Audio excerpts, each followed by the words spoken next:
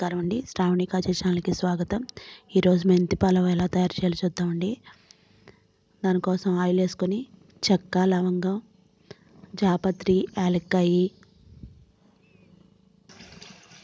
అది వేగిన తర్వాత ఒక ఉల్లిపాయ, 4 పచ్చిమిరపకాయలు, 1 టేబుల్ స్పూన్ అల్లం వెల్లుల్లిపాయ పేస్ట్ వేసి వేయించుకోవాలండి. తర్వాత 2 టమాటాలు కోసుకుని వేసుకోవాలండి.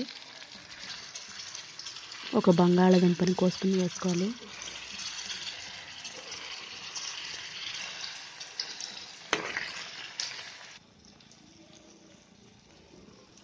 అలాగే ఒక క్యారెట్ వేసుకోవాలండి. వేగిన తర్వాత మెంతికూర వేసుకోవాలండి. ఇందులోనే ఉప్పు, పసుపు, అలాగే బిర్యానీ మసాలా, కారం వేసుకుని ఉడికించిన అన్నం వేసి కలుపుకోవాలండి.